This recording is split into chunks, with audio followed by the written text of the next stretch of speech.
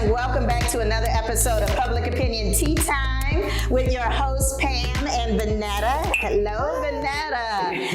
Tea Time is where we talk about what everybody is talking about. Yes. And this is graduation season, so we are all being flooded on our social media feeds with images and pictures of people who have graduated either high school or college. Right.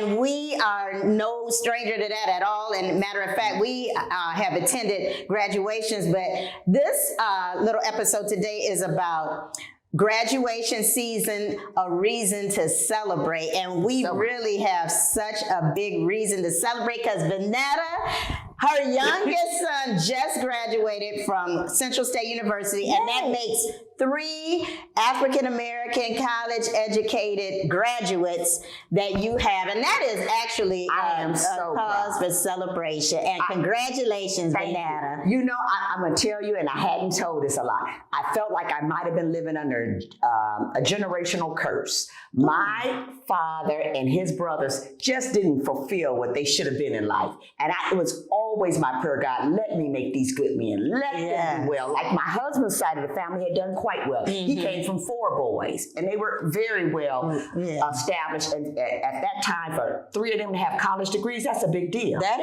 is. So I am so proud. I mean, sitting there that day, it was raining, but I think the tears and the rain were so much mixed. Oh yeah, it was beautiful. I attended a graduation. My great niece graduated from Howard University the same day, same time. And when I found out that it was at the same day, the same time, I was like, oh my God, what am I going to do? And then my husband was like, we gotta go to. Her name is Mylia. We gotta go to Mylia's graduation.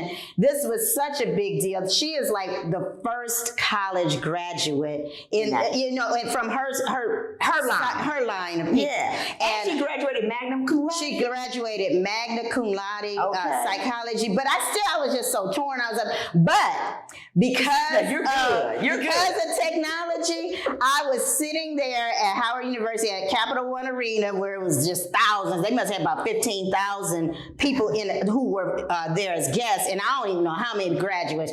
That's another thing.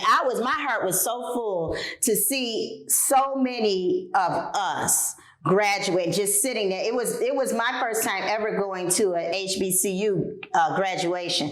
But at any rate, I'm sitting there looking at your son's graduation by live stream. I actually took a snap, you got the best photo of anybody. But I was able to see everything. I saw the speaker.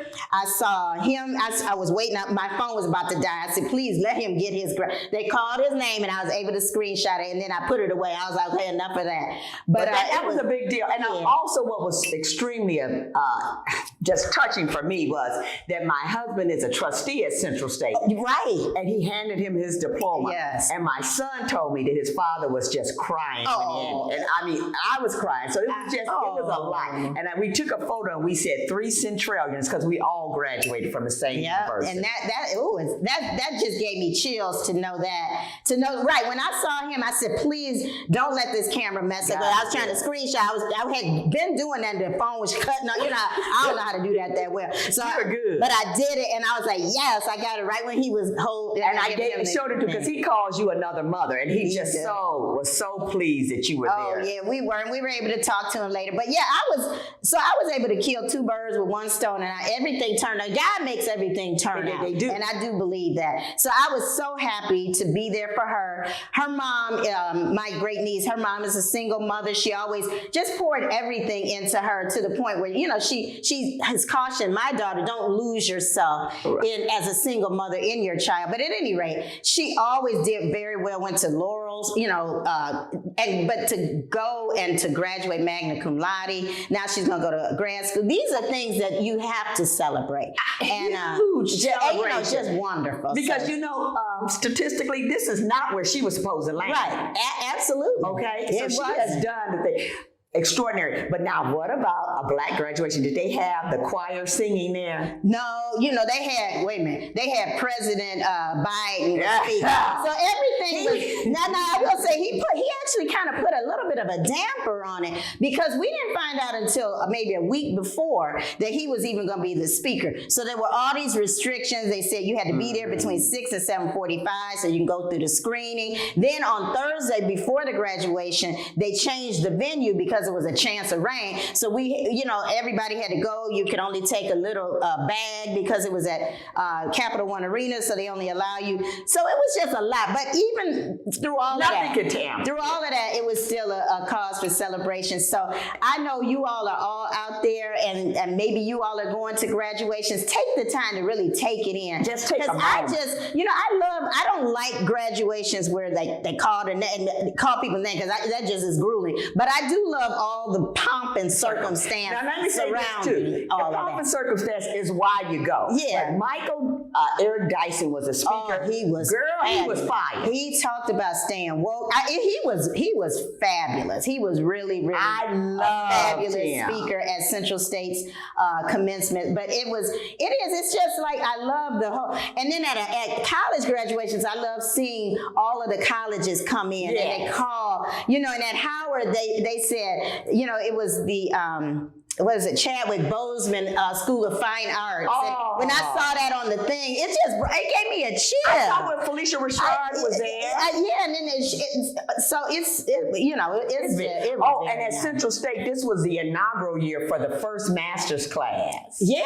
Graduation. And also this was a big year, because this is the first graduation of people who were in their freshman year during COVID. And that was even more of a reason They kept talking about that. celebrate, because you go off to college, you want to enjoy your freshman year, then all of a sudden it's cut off and you have to stay. Like my niece had to come back here to Cleveland and do remote learning. And so that's a lot to have to go through. So they were resilient. This is a resilient class. This is a class that's going to learn to persevere and and you may even change some of your majors and the way you approach things because of all of this. So it was a lot to celebrate. So we, if you enjoy watching us, we certainly love having you all watch us and see us again for another episode of Public Opinion Tea Time. Make sure you celebrate those graduates. Bye-bye. Bye-bye.